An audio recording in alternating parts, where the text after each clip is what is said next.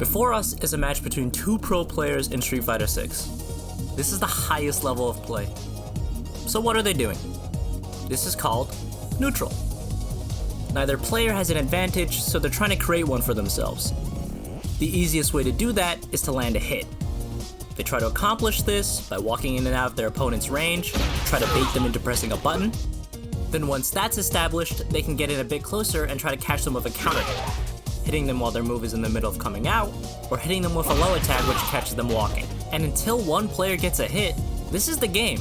This is how you play Street Fighter as Capcom intended. When someone talks about playing quote-unquote real Street Fighter, this is it. This is the neutral that we are all striving to emulate, to finally get to the highest of levels. But wait, did he just jump? Did this pro player competing at the highest level, with everything on the line, playing against another pro, just jump? Before we go any further, I have to specify that this isn't a hit piece on any players. This is just how the game is played. As much as some players may hate it, jumping, drive rushing, and dashing are all part of the game, and all valid tactics that players, even the best players, utilize to win. Now some may think that this is the result of system mechanic changes in Street Fighter 6. But no. If we ignore V-Trigger and a few select characters, Street Fighter 5 is one of the most honest games in terms of the ground-based neutral game. And yet, pro players still jumped, still dashed, and boy oh boy did they EX zonk. This type of play wasn't a result of Street Fighter 6. So why are they playing like this? Why are they choosing to jump, to drive rush, and a dash? Because sometimes, it works. You could spend all that work to catch them walking backwards, or force them to whiff a button, or you could just say no thank you to all of that and just try to get in for free. A jump, or a drive rush, or a dash can all immediately put you in advantage, effectively skipping the neutral that you would have played. For the rest of the video, I'm just gonna call these 3 neutral skips. There are other neutral skips, but those are character dependent, and these 3 can be applied to every character, although with varying amounts of utility. So let's examine these one by one. First up, jumping. Jumps by themselves don't accomplish much. It's the properties of jumping attacks that makes this a neutral skip. For context, when you get your opponent to block an attack, the attack can leave you in one of 3 states: advantage, disadvantage, or neutral. You get put in advantage if your move is plus on block, meaning you get to act before your opponent does. If you both decide to do something on your first actionable moment, you get to go first. This is really good, and marks the end of the neutral. You are in advantage. Now they have to play by your rules. That's the first situation. The second one is if your move is minus on block and you get put in disadvantage. Your opponent blocked an attack, and now you either have to respect them while they take their turn, try to steal back your turn with a risky option, or you may be so deep in disadvantage that you eat a hit. This is not so good. And the third scenario is when a move is 0 on block, meaning both players connect at the same time once the move is over. This is generally pretty rare, but I'm bringing it up just to be safe. Most moves in the game are minus on block, and most of the time the moves that are plus on block either cost meter, don't have much range, or are really slow. Plus frames are a bit hard to come by in Street Fighter 6. Now that context has been provided, back to jumping. Jump moves are special, because most of them are plus on block. That means if you jump at someone and they block your attack, you get rewarded, now it's your turn to play. And if they get hit with the jump attack, now you get to pummel them with some of your highest damage combos. And Xiaohai is going to put another round in the bank. We'll talk a bit more about jumps in a moment. Right now, I want to move on to the bane of every Street Fighter 6 player, the drive rush. By pressing medium punch, medium kick, and forward twice, or forward, then medium punch and kick and forward again, you spend 1 drive gauge to drive rush. The screen freezes and your character turns green and surges forward. But the green isn't just to look flashy, it empowers your next attack. Moves that were previously minus on block can end up as being plus. So let's say you go for a drive rush, and your opponent blocks your -3 or better drive rush attack. Congratulations, you are now in advantage. Go nuts. Finally, the dash. Dashing isn't nearly as common as it was in Street Fighter 5, some of it due to how dashes in Street Fighter 6 are slower across the board, but mostly because drive rush serves a similar purpose with guaranteed advantage. Pressing forward twice in quick succession gives you a dash, where you quickly take space in front of you. A surprise dash could leave your opponent, well, surprised, and give you the opportunity to press the offense. The more telegraphed the neutral skip, the more advantage it brings. Jumps being the slowest provide the most reward, and dashes being the fastest provide the least reward. So, those are the universal neutral skips. Why do players not think of them as quote-unquote playing the game properly? It's because all these neutral skips can be boiled down to simple reaction tests. Jumping and drive rushing can bring big reward, but they also carry with them added risk. If your opponent manages to react to your move, there isn't a lot you can do about it. Let's go over jumps first. Jumping is slow. Just trust me on this one. It takes a long time for you to get far enough and low enough to actually hit your opponent. And the game has a specific set of moves designed to deal with jumps. Anti-airs. Moves intended to be used to stop jumps either have invincibility from jump attacks or extended upward hitboxes to beat them. The famous Shoryuken is a powerful reversal option, but it's also an invincible anti-air. If your opponent reacts to your jump properly, you're getting hit. Jumps can get anti-aired. What about drive rushes? First, they net less reward, and your opponent can react to them too. Drive rushes are faster than jumps, once again reiterating that jumps are slow, but they also have a bit more of a tell.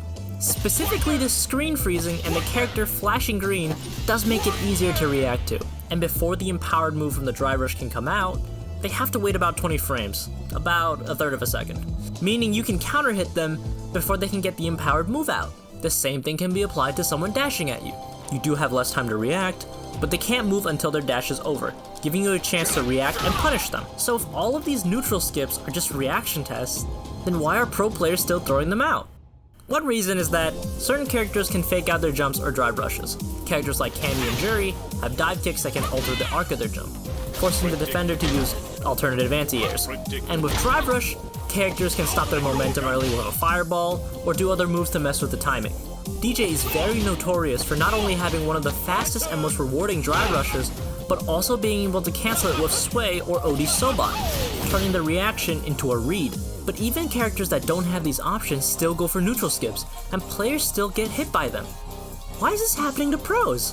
It's not because they're too hard, that's for sure. The average human reaction time is about 16 frames, and that's generally fast enough to react to each of these neutral skips. And no, Street Fighter doesn't attract players with bad reaction time. The thing is, looking at this from a one-to-one perspective is a bit disingenuous. When you react to a drive rush or a jump, not only do you have to react in time, you also have to react with the right option. That makes it much more difficult. But even with that, it still seems reasonable for players to react in time. So here is the reason why these guys keep getting hit. A concept called mental stack. Humans are, well, human, and unfortunately, they can get overwhelmed. It's much easier to focus on one thing than to focus on 2, 3, or 4 things. And in Street Fighter 6, you're never just looking to react to just the jump or just the drive rush. You're playing neutral, you're managing meter, you're managing the time. There's so much that you have to pay attention to while playing. Players can't focus on every possibility all at once. And so we have to choose what to focus on at each particular moment. Are you and your opponent walking back and forth? Then you're probably focused on whiff punishing their buttons. Have you been pushed to the corner by your opponent while burnt out? Then you're probably focused on supering their drive impact so you don't get stunned. As I said earlier, dashes were faster in Street Fighter V, and dashes in 5 are faster than drive rushes in 6. But if you watch both games, drive rushes are not only done more, they're also more successful. A move that is slower ends up being harder to react to, because you only really had to check dashes in 5. In 6, you have to check dashes, drive rush, and even drive impact sometimes. There's more to look out for, and players just aren't good enough to focus on all of them at the same time, and they probably won't ever be good enough.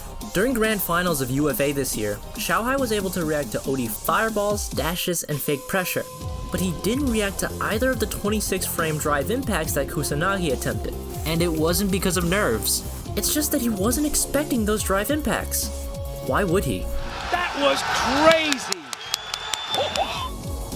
This is the mental stack. What is the player thinking about at this moment?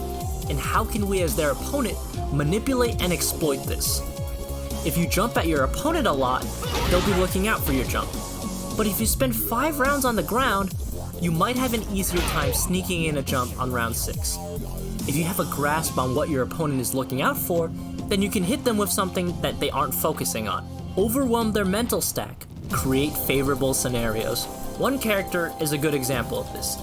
The winner of Esports World Cup, Bison. Which he will! Xiaohai is your Esports World Cup champion!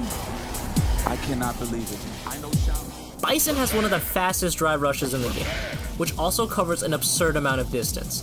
Bison also has his air special, Shadow Rise. Really? That's what it's called? Okay. On top of his normal jump, which makes anti-airing him very tricky at times.